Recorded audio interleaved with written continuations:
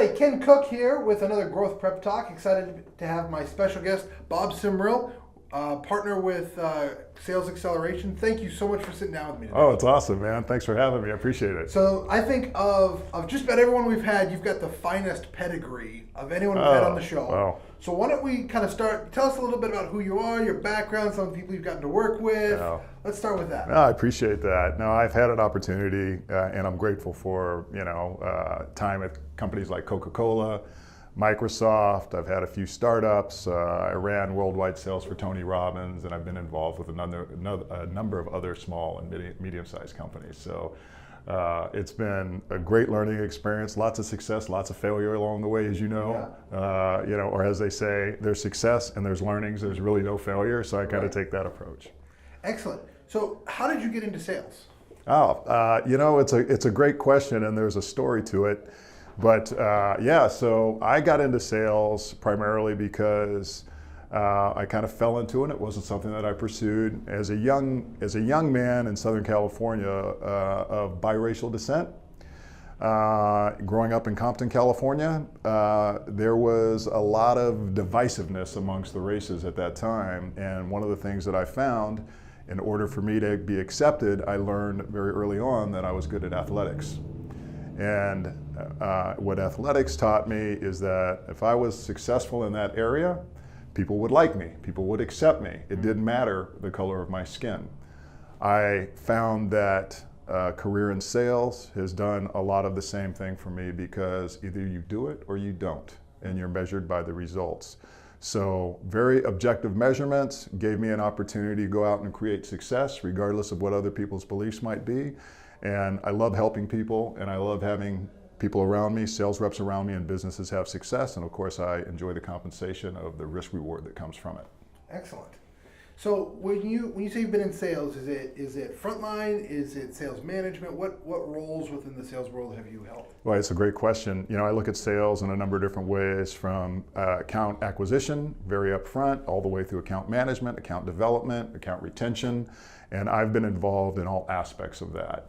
Customer service is a form of account management, but early in the early days at Coca-Cola, very much frontline sales, calling on chains, up and down the West Coast, getting promoted and getting moved around from San Francisco to Seattle.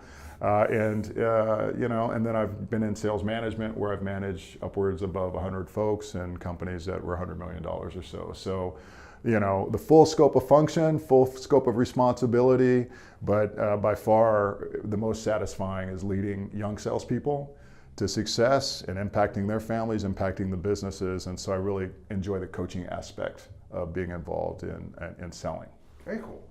What motivates you to kind of keep doing this and keep going? A lot of that feeds back to my power of why, kind of like my early days experience. That inspired me to be able to pursue success on a level playing field. And so what inspires me is the competitive aspect of it, the creative aspect of it, supporting and helping people grow their businesses. And so for me, it's a gratifying, rewarding, kind of very objective way to be rewarded, and a fair way to be rewarded for the results. And so I love it. I'm inspired by interaction with people. I'm inspired by interaction with in being creative and helping people solve problems and grow their business. It's small businesses especially, and all businesses especially, revenue is the lifeblood.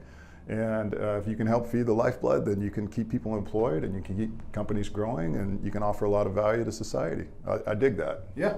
Elon Musk, he had someone on Twitter ask him, what he had done for the world. And he said that he directly employs 50,000 people. Wow. And that he indirectly employs 500,000 people. Yeah, exactly. Is that the kind of thing that you see sales as the real power behind? Well, I think it's great. I mean, Elon Musk is obviously a brilliant person. I do think 1 + 1 = 3. And if you can influence and impact a family or a rep who has some goals to be able to take care of his family and contribute in their community and their church and their athletic program, whatever it is that they can do, there is a multiplying impact to that. And I take a lot of pride in managing kind of the sales personality. And what I mean by that is sales folks are not like normal employees. They're wired for risk reward, and they take the risk of these companies on firsthand. Yeah. And their income and their upside income that they gain from their performance, or the downside and losing their job, is where other people tend to kind of have that safety net in their career. Sales folks take it on the chin and also get the reward that go along with success. So I love supporting young sales folks and seeing them have success and chase their dreams and coaching them up and making a difference. So when you look at sales folks, I kind of see two camps, so to speak. Those guys who really want to earn everything that they get, Yes. and they want to have that big upside, Yes. and they really love the risk. Yes. And more I've been seeing these sales folks who say, look, I want to make a small commission. Yes. I want to have a really big base. Yes. If you had the choice, which one are you hiring? All right. That's a great question. So that actually is a really great question, because I think I mentioned to you I'm writing a book, and one of the chapters I'm writing in the book is around compensation. And I think one of the essential elements for sales, frankly, if it's new account acquisition, new business acquisition, you really want to be in a 50-50 balance with base and commission and upside. And you don't want to limit the upside, but you want to match the upside income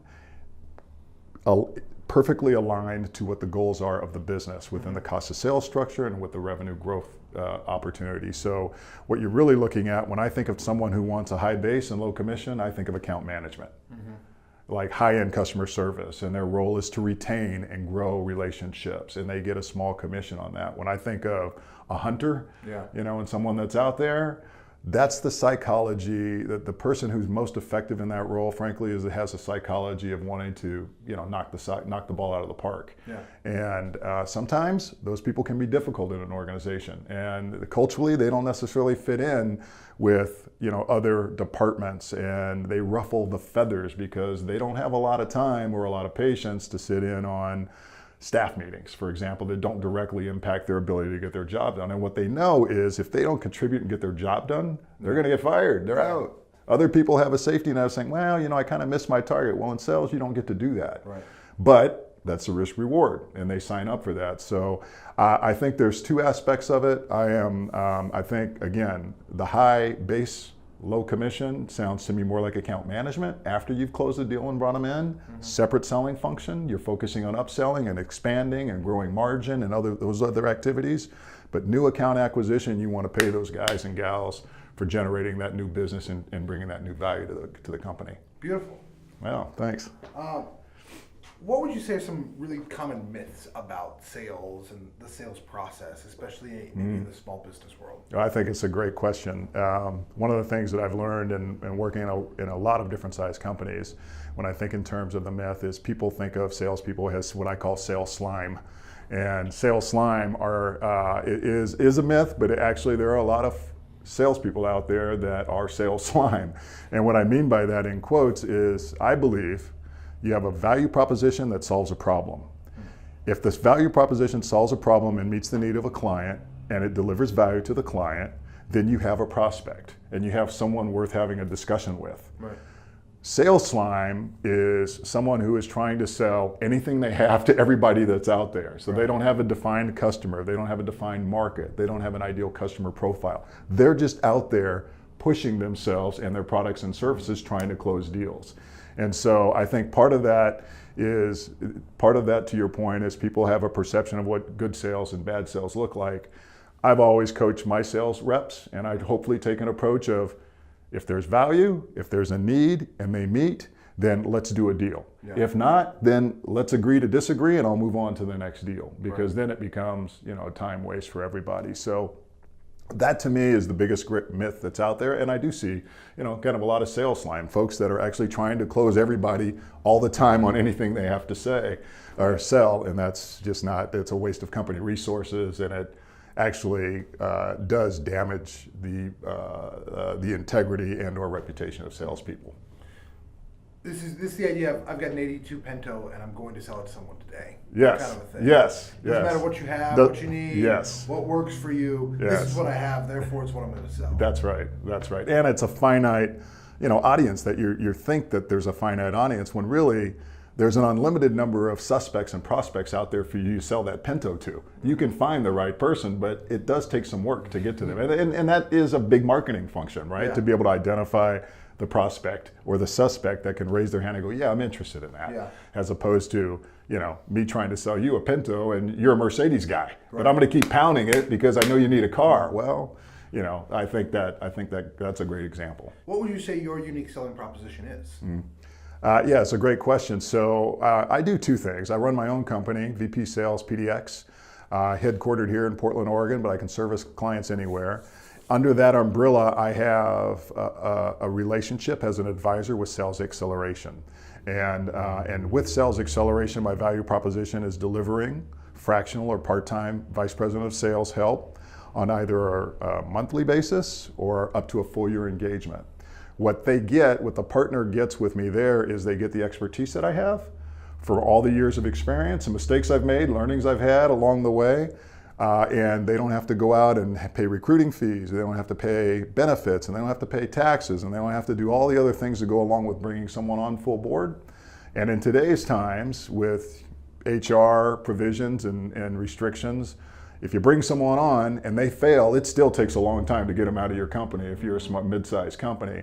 With me as a subcontractor, either I perform or I don't. Either I deliver or I don't. And you got a 30-day out clause. If I'm missing my target, you can fire me, and I'll move on, and that's in the agreement. The other part of my business is so that is targeted at really kind of the small to medium-sized business, maybe 5 million to 25 million. But the other side of the business, and the part that I'm most passionate about, or equally, at least very passionate about, is helping what I call micro businesses. And the micro businesses are people maybe in that $1 million, $2 million range. They're running the business themselves. They're running all the functions and all the disciplines, everything that has to happen from accounting to IT to marketing and all the functions to getting leases and painting walls and all the things that have to happen. I want to help them by running them through a similar process that I would run through the bigger company. So in that scenario, it'd be a coaching arrangement where maybe 1 day a week or 1 hour a week, we would sit down or we would have a conference call, and I would walk you through a very systematic process that you would run and implement that process in your company. Because what I found is those small companies have the need as much as the bigger companies have, but they just don't have the resources and they don't have the reps. So I can deliver value from that micro market all the way up to those small and medium-sized businesses by bringing in systems, processes, strategies. And what's different, I think, about what I do when you talk about being unique compared to other consultants is I'm not simply handing you a playbook to go run it. Right. I do it for you. So I actually do the lifting. If it's hiring, if it's job descriptions and pipeline management and all of those other elements, then I bring that value. Excellent.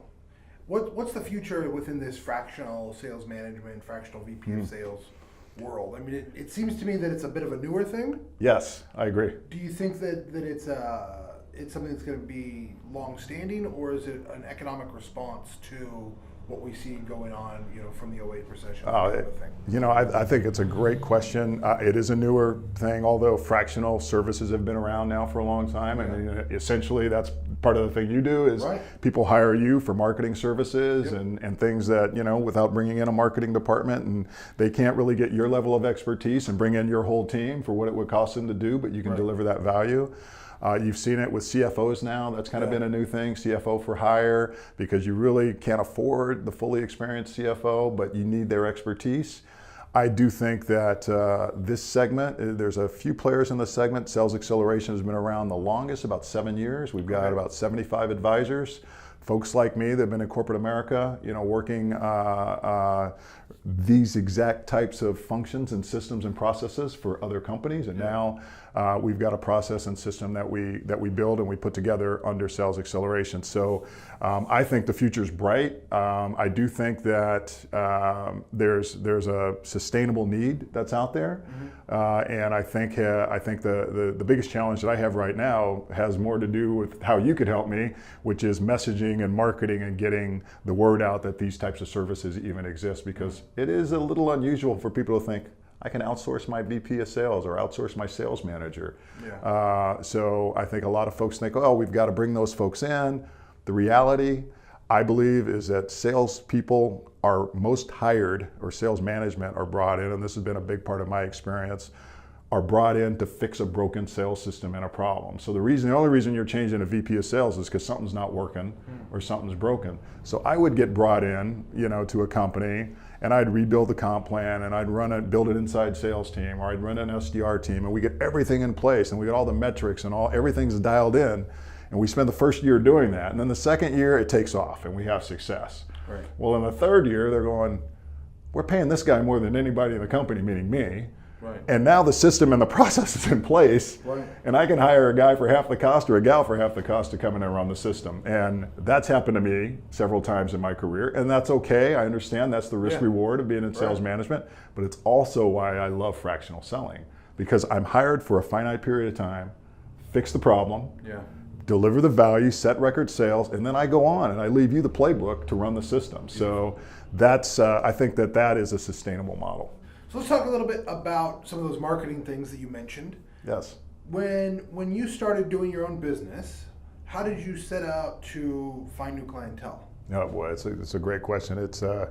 And marketing is not my expertise. So I'll throw that right out there. I mean, I've engaged, over the career with marketing departments, but I have a great deal of respect for the marketing function. So one of the benefits that I get from Sales Acceleration is a great brand that is developing, some brand awareness and has a lot of case studies and scenarios of success. So I have some social proof and I have some evidence. It's different than me trying to do it by myself. So I actually have a brand behind me. Yeah. There's a marketing department at Sales Acceleration that provides some general marketing tools for me to use, which are useful.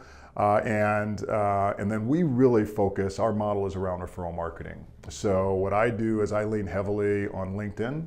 And when I say LinkedIn, I look at some specific tools or services that they provide. Like Sales Navigator? Sales Navigator is a tool that I use. I love it. It's great because it gives me the ability to find, identify titles and expertise in a very narrowcast way that would align with me. So for example, I am looking for marketing partners and potential referral partners that will work for companies that you may say, hey, there's a sales need at this business. We got the marketing piece done, but by the time we get through our marketing process, they don't know what to do with it. Right. And so, or CFO for hire or IT for hire. So that's one of my outreach strategies. But one of the other things that I hope to do, is to get into expanding with some marketing automation tools, continuing to expand my brand and get my message out there. So when I say marketing is a challenge, it is by virtue of building a system that is repeatable and predictable and delivers the message to my target audience ideally. So let's talk about Sales Navigator, because I don't think in all the growth prep talks we've done, we've talked about this tool. Oh, interesting. Now, we use this tool every day. I think between Chuck and I, we probably spend 4 hours a day in it. Wow. I mean, it's a lifeblood of this company, amongst a couple of other things. If you were to talk to an owner who's never heard of Sales Navigator, how would you describe it to them and what it does? Yeah, well, and I will throw a caveat in there. I don't know how to use it nearly to your expertise, and I know that. So I use it probably at a thin layer, and that's one of the things that I hope to be able to learn as I go along. But Sales Navigator is a great B2B, outreach tool. And it has a range of different functionalities that as you become expert in using them, you can really identify and target your messaging to your ideal customer. Yep. And so, you can schedule events and you can target certain markets and certain segments and things like that. So I am relatively new at it, but it has been a great tool for me to expand who I identify as my ideal customer profile and then begin to use it as a messaging tool to them by way of blogs or by way of newsletters or by way of just, an ask for a meeting or a connection, that type of thing. Yeah. And it has been, 80%, if not more, of my marketing activity in this stage of my business. So how did you do something similar to this before? Oh boy! I mean, because you've been in sales a long time. Yes. Right. Yes. I was in sales long before LinkedIn Sales Navigator. Yeah. Right. Talk about how you used to generate leads. Ooh, boy, it was tough, man. I mean, of course you got trade shows and you got referrals and things like that, but a lot of it is just lists. I mean, you used to go through these broadcast lists and throw out tons of messaging to folks that may or may not be your ideal customer profile. And so it was very non-specific, obviously outbound phone calls and things like that against those lists. But as we all know, lists become stale. The minute you get it, it's obsolete. Dying. It's dead. Dying, man. It's dead, right? I mean, you get it and it's over, right? Yeah. So, and there's nothing worse than, I think one of the poisons of your brand is continuing to try to pump something out there to either one, an audience that really isn't interested. Yeah. And two, all of a sudden now you're starting to get blocked and you're starting to get junk mail and all of those other things, which are going to impact your website and your marketing and your branding and marketing ability, down the road. So I think you got to be really careful about that. But, with LinkedIn and Sales Navigator in particular, I think it's a great tool. Like I say, I know I'm using a very small percentage of its potential, but it's been the most effective tool that I've had so far. So this dichotomy that's new of cold calling is dead, long live social selling, right? Talk to me a little bit how you see this as a sales manager, because I know what my thoughts. Yeah. But talk to people as someone who knows what they're doing. Yeah. What would you say to someone who says, "Look, we don't need to use the phone anymore. Yeah. We've got the internet." Yeah. I ran an SDR team in my last role, and we actually did do a lot of calling. But they were, it was a supplemental outreach activity. So I'm hard pressed to say that outbound calling is dead, but I will say that any types of intrusive marketing that actually may be offensive or interrupt a suspect or a prospect's day needs to be carefully thought about. And so that's one of the things I like about some of these very targeted messages that I believe if I can deliver value in some form of contact, if I can give you some form of value in our initial contact, now I have a better chance of engaging into a relationship. It's hard to do that, when you're doing it over the phone. Now, the strategy that we used in my last engagement was we want to offer value, offer value, offer value. Here's a seminar, here's a webinar, here's an event, and we would offer that out without asking, for anything back. So I'm just big on try to give value before you ask for anything. Yeah. And I just think the methodologies that are in place now that I know that you guys employ to a large degree are a much more effective way, I think, to get your story out there, and it is a more respectful way to ask for a meeting or ask for a connection with a potential suspect or prospect. So we still do a lot of foot-based cold calling. Yep. I actually think that is something that is widely underutilized to a certain degree. I agree. I agree. Just as an example, in Oregon, Washington, Idaho, back in the day, probably 5 to 10 years ago, there were 600 YP and Dex reps. Today, that number is 70. How many businesses can you walk in that haven't had anyone walk in? That's true. That's true. But I think that there's a lot of people who are afraid to say, well, how do I offer value when I walk in? Yeah. Right? Yeah, you can do it. You can do it. You can do it. You can do it. Yeah. Are there other things like that you see, hey, we used to do this, no one does it anymore, we should do this again? One of the things that I learned in the early days when I was on the street with Coca-Cola, right? Yeah. My role at Coca-Cola in San Francisco was calling on restaurant chains. So it was Burger King and, Round Table and McDonald's and all of those counts on a regional basis, my first gig. Well, I had to go knock on 8 doors a day. Yeah. And what happened in that interaction was a connection, that's different. It's hard for someone not to give you some level of attention when you're standing in front of them. Right.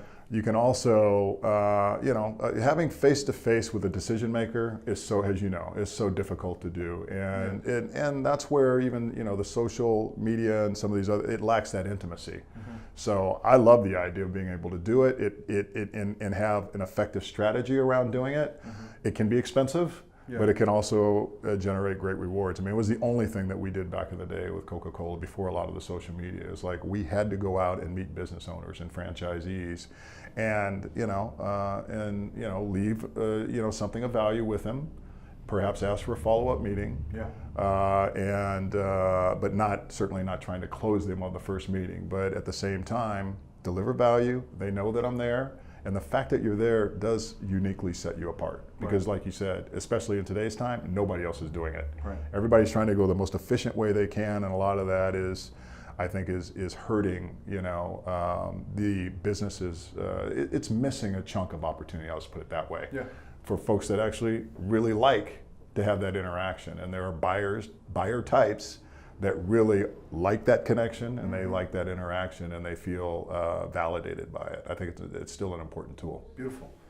When you look at small businesses today, what's their biggest issue from a sales perspective? Oh, it's a great question. I think there are a number.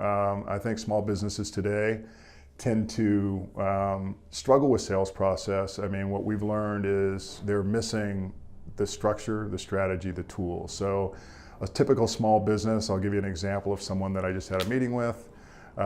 They have one sales rep.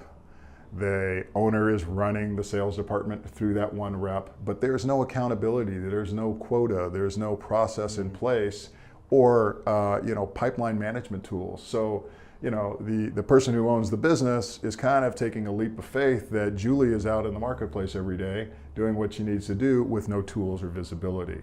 Nor do they have really the expertise on how to coach the salesperson who is representing them face to face or however they are in the market, representing their brand and their company. Yeah. And they don't really know how to relate or coach that person because it's a different skill set. And what happens is Julie eventually gets frustrated because she's not getting the support. The ownership doesn't really understand her challenges. Right. And so it's kind of so I think what I see in small businesses mostly is an owner having 15 hats. We got 2 hats, having 15 hats to wear. And at the end of the day, what happens is just, dilution of focus, and focus brings power, and you've got to have focus around revenue generation because it's the lifeblood of the business. So as we kind of wrap up, if you were to give a piece of advice to small business owners to take their sales to that next level, what's something that you think they should practically start doing even today? Yes. To help get them to that next level? That's a great question. And again, I'm not saying in that there's a magic bullet or something. No, right. No, and there isn't. There's a process and there's a strategy and a system, but there are some things that you can do. And I think, I like to equate it to really understand who your customer is, understand the value proposition that you're offering, and understand what makes you unique to deliver the value proposition to that ideal customer. Once you get that phase figured out and you know who your ideal customer is, go and start to search for the people that meet that profile and expand your outreach efforts to the people who meet the profile of your ideal customer. Once you do that, you're going to need a customer relationship management tool because you need to start tracking all of the relationships and the activity that you're having with those folks so that you can use things like great sales automation tools to have a consistent outreach to them. So those are things that you can do yourself. Be really clear on what your value proposition, be really clear on what your unique selling proposition is, what makes you different, and who your ideal customer is, and then start to identify them and in a very as tight a criteria as you can without limiting your market size too much. But the most important thing is capture and then measure the progress of the folks through like I say, a CRM tool. Some folks are using Excel. There are some great CRM tools you can get online for $50 a month. Yep. On a regular service, and I think they're fantastic. Beautiful. What's the best thing you've done individually to grow your own business? As you look at the business you're running right now. Wow, yeah. Or maybe another business that you personally have owned and run. Yeah. What's the best thing you've done to get it from here to up here? Wow, I think you have to really deliver a high-level service. I think you have to have a brand that has integrity, and people, when they think of me or they think of my business, I would like them to think, look, I paid X, but I got X times 3. Because I think the only way that you can sustain as a small business is to over-deliver. And from there comes referrals, and from the referrals comes growth. But I think for me, it's a lot of it around branding and integrity and delivery of service. And if you focus on those things, and if you focus on the customer's needs, you'll have success. And so that has been like my lifelong mantra, whether I'm working for myself or somebody else. But I really think you got to over-deliver value, and in a way that what I call, even a +1. We all make mistakes, but I call it a +1. I got to find another way to add value back to kind of make up, do a make good for them, so that it's like, hey, are you still feeling good about this opportunity and where we're at? So to me, over-deliver value, it's kind of a basic thing, but build good relationships, trusting relationships, come from a place of care and integrity, and then go for it in the marketplace and have fun with it. Excellent. Well, hey, thank you for sitting down with us today. Really appreciate it. I think it's been absolutely fantastic, and I look forward to having you back down again. Awesome, man. That's great. Hey, thanks so thank you much, so Ken. much. It's awesome. Thanks, brother.